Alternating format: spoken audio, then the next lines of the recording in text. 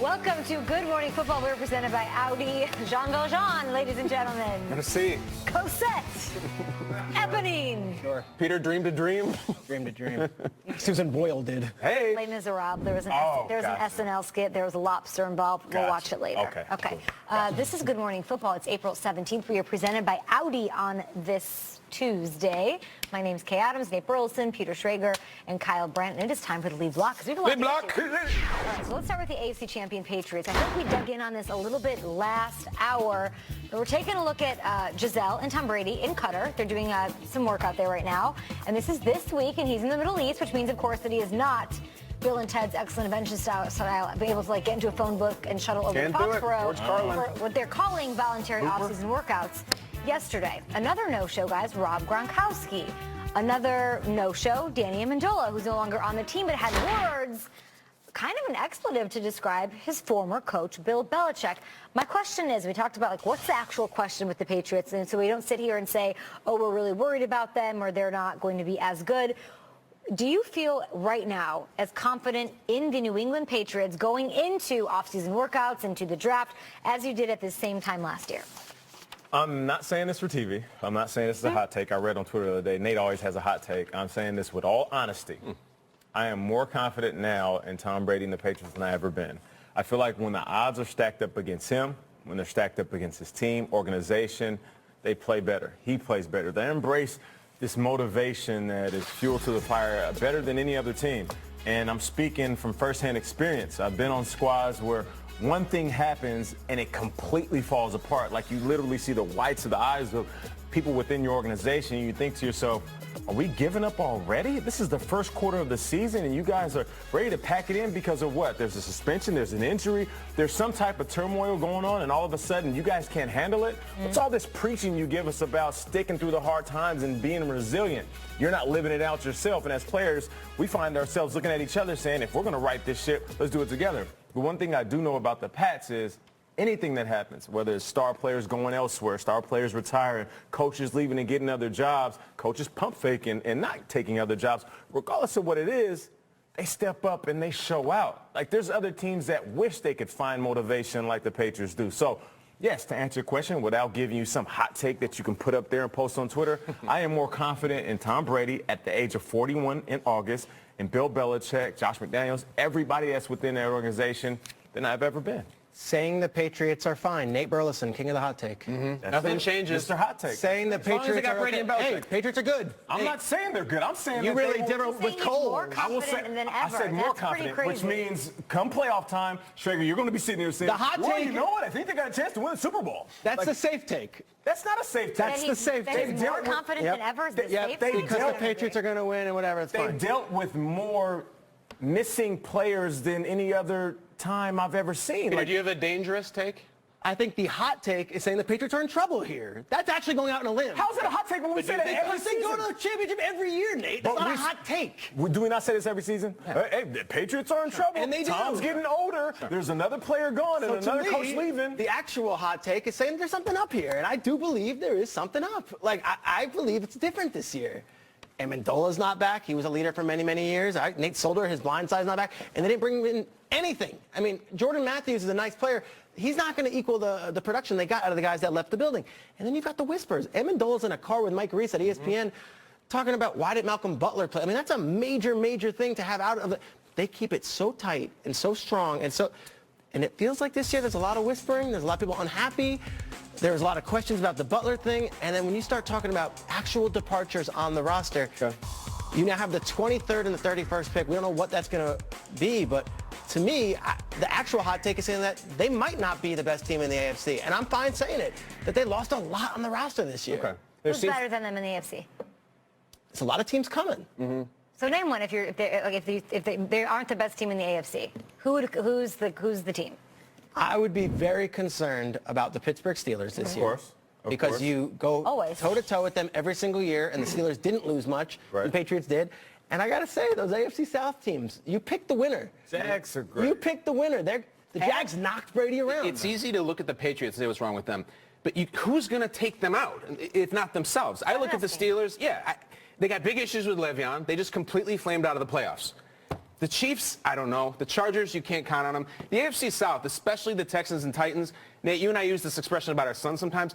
They haven't dropped yet. Right. I'm not ready to say they've dropped. Okay, they got more to prove, and I think it's true. The Jags, we'll see. It's still a Blake Bortles issue. Now, you talked about there's some chatting going on.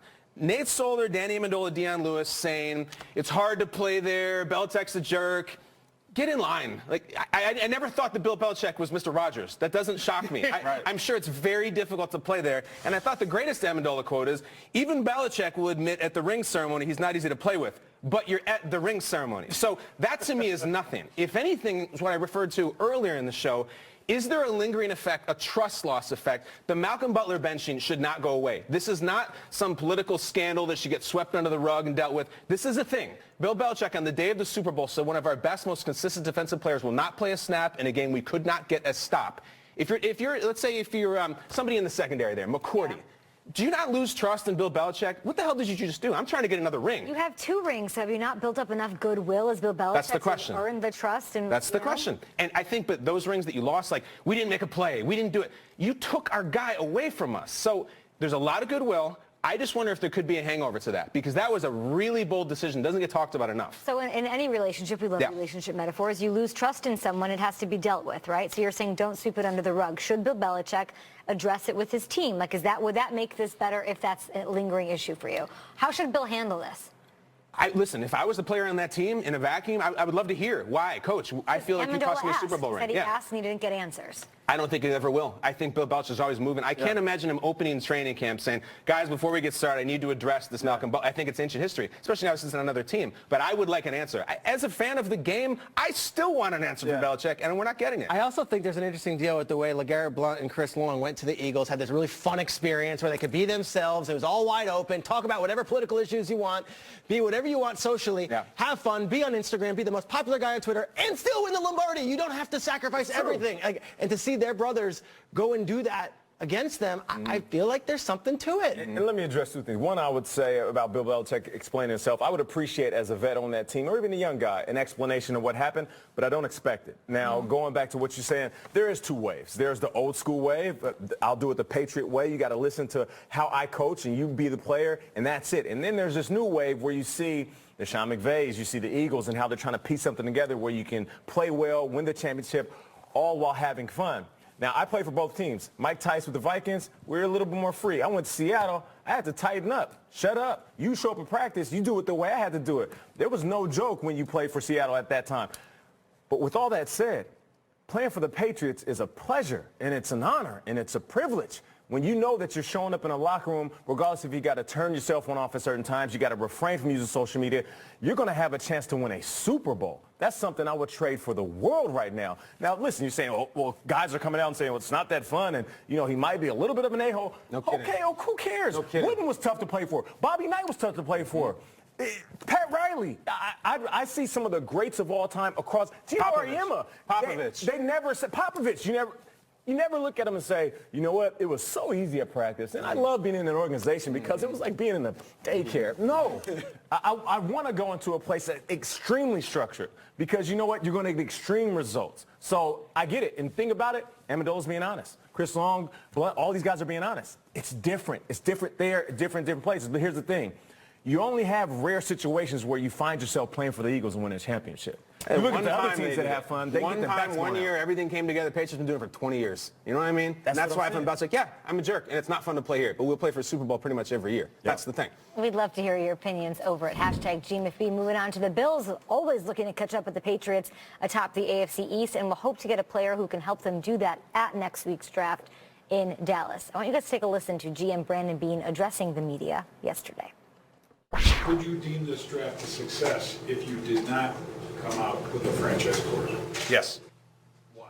You know, there's a lot of good players in this draft, and that was the big thing of moving from 21 to 12. The natural assumption, I get it, is they're moving up to get a quarterback, yada, yada, yada. No, we improved our draft position. That was a second-round value jump to go from 21 to 12. We're excited about where that moves us, you know, on our draft board, the players that we see would be available there. Okay, so Brandon Beane thinks the Bills draft can be a success even if they don't get the quarterback of their future. Y'all believe this? I do. I do. They're sitting there 12-22. First things first, A.J. McCarron might be pretty good. Let me just put that out there. The Buffalo Bills were in a road playoff game going neck and neck with a very good Jacksonville team with Tyrod Taylor. A.J. McCarron, I think, is going to be better than Tyrod Taylor, and he doesn't need to be that much better. If they take that 12th pick and they get a great defensive player, they get Roquan Smith, they get Vita Vea, they're going to be noticeably better. They already have a great secondary. And also, they may get a quarterback without making that crazy move. Everyone talks about that crazy 1983 draft where there's 6 quarterbacks taken.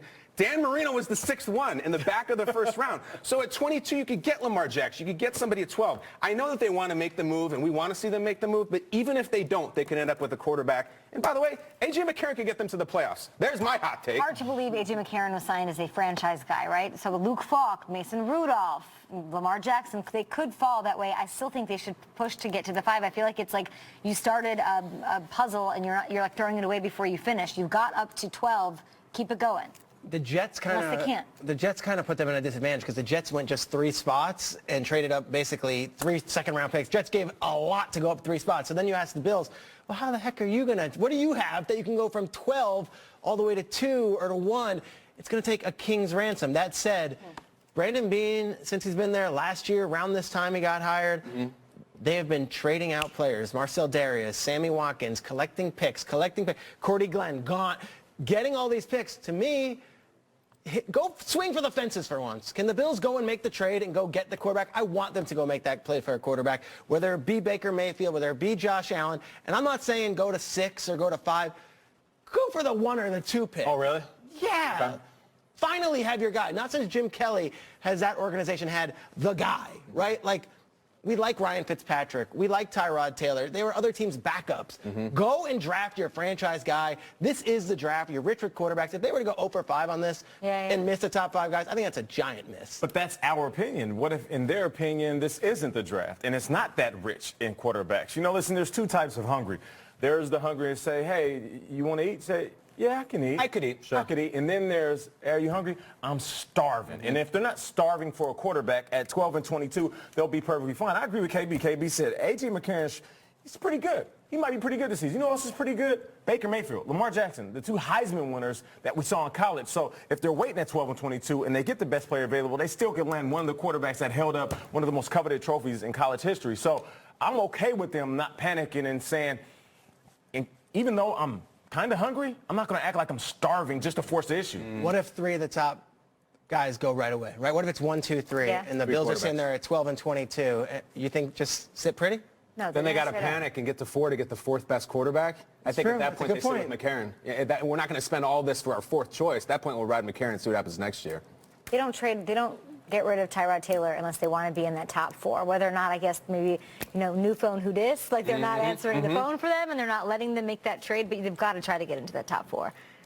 You want them to really just ride or die A.J. McCarron this year? Yeah, see what happens. Listen, you got 12 and 22. We have more than just the 3 quarterbacks that everybody's talking about in this draft. Like, who's not to say, what did you say? Dan Marino was what? The 6th quarterback taken. Who's not to say the guys that held up the last 2 Heismans are going to be the best quarterbacks out of this group of rich quarterbacks? And the whole, this is a rich quarterback draft, I don't really fall for that either, because every year around this time we say, this is a rich quarterback draft. Well said, all around. Who's going to be the most fascinating team to watch on Thursday? New England. They got money to spend. Yeah, New England. I don't think they're going to do nothing. I'm looking at them. Bills for sure. I'm in the Bills. I think the Bills are going to be active. And if they're not active, I think teams are going to be looking at them like, okay, well, what are they doing? They're worried about them. What do you think? Browns. Brown? Do you, Nate? Never change. I mean it. Do it. I thought you were going to say Giants, but you know what the Giants are doing. Taking Saquon. Oh, that's Number right. 2. Unless he's gone. Where's Sam Darnold going and when? If he goes first and Saquon goes second,